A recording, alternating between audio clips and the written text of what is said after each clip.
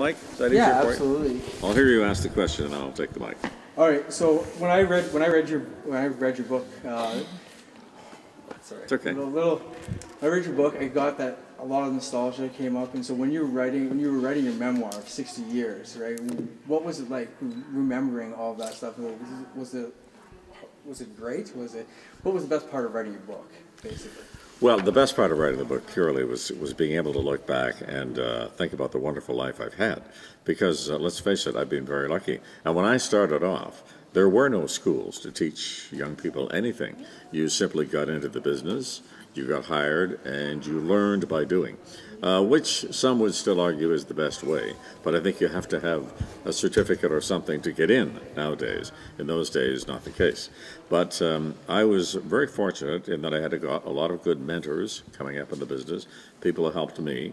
And I'm here now to help other young people in any way I possibly can get their start too. And it's a wonderful game.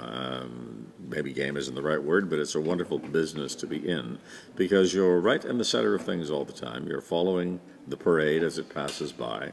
And it was interesting for me because I had to turn myself inside out because I've always been following the passing parade, and suddenly, as the subject of the book, I was the parade.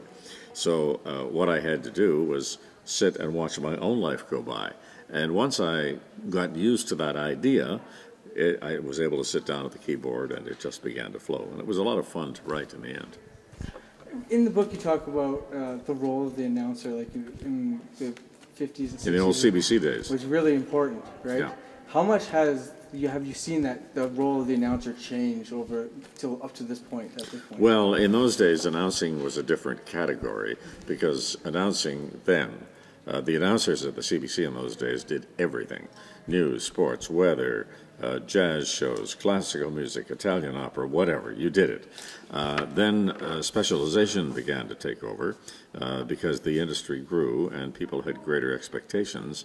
And if you were in news, you were expected to develop a news stream, that is, become a news person. Same with sports, same with some of the other categories. So, and then as more unions got involved and there became overlapping jurisdictions in one area or the other, it was testy there for a while, but that's all sorted itself out now and has been sorted out for many years, fortunately. But I was there when everybody did everything, and I was there near the end when it was very delineated and specialization had taken over, which is why, in fact, I moved from one network to the other 37 years ago now. So that was the big reason for the move from CBC to CTV? Just to have more flexibility with what I was doing, and knowing also that if I didn't move, the expectation on the part of the CBC would be that the front person on the newscast would also have a role in the writing and editing process. And while I had done some of that before unions came into the CBC, it became much tighter as the jurisdictions began to overlap, and there were a lot of grievances and challenges. So I knew I had to break out of that and move on, and I was able to do that by moving to CTV. All right, and the final question is kind of a question personally for me and my other journalism students that'll be watching. What piece of advice would you give to someone, us, breaking into the industry nowadays? What's the one piece of advice you give to someone breaking into broadcast? Well, I hope, first of all, that if you're coming into broadcasting, you're going to be passionate about it because it's a tough game. It's not easy. It takes up a lot of your life. And I know a lot of people I've worked with who have had very difficult family lives as a result. So you have to be passionate and want to do it. And consider that, there may be consequences for that and try to work with that.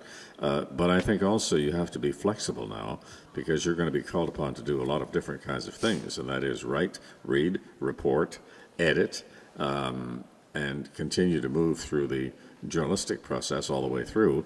And at each step, you'll be expected to reach your level of perfection. So it's tough, but it's very satisfying because, as I say, when you're in journalism, you're right there at the center, and you're learning how the world works. And that's a very great place to be in a very gratifying career. You said it's tough on the family life. We actually had a professor last year that told us not to get married right off the bat if you want to get into journalism. Don't get married because it won't work, right? yours worked 55 years, which is congratulations. That's amazing. Congratulate my wife. Yeah, we talked to her and congratulated her earlier. Oh, did you? Yes, What did she say? Find out on Wednesday night. That's funny. What was your secret in keeping a good family life? I think it was more her secret than my secret. I think she stuck with it through the difficult times, and I got better as time went on, because when I was growing up in the industry, you had to be you were on all the time, literally, because when I started anchoring 5 days a week, that's a full-time, all-time job, because even when you're not there, you're still there, because people can call you and you have to come in and do the job. That's part of the anchoring process. So it does take its toll on family life, but I've been lucky. Nancy went her own way. She was able to teach and then set up her own early childhood education project. So she kept busy, and I regretted the time I wasn't able to spend with the girls, our wonderful daughters. So I have worked on that the last several years, rebuilding relationships there.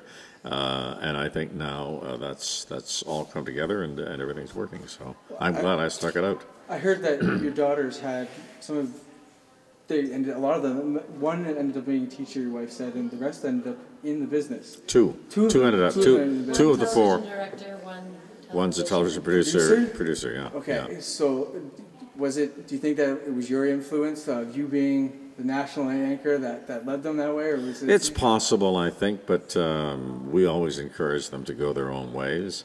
Most of all, to follow their own bliss with whatever they wanted to do. And in the case of daughter Lisa, who's the producer, she started off acting, and she went to drama school in a couple of places, and did very well for a while. But when she hit the dry periods, as every actor does, she knew she couldn't sit and wait for the phone to ring. So she got into production, and she's been highly successful at that, and is very, very good. So she's doing well. And the other one, Susan, the other daughter, she's at CP24, works as a director/producer on their morning show. So Okay. So they've both had. I think maybe I did influence to some degree there. I don't know, but I think probably I did.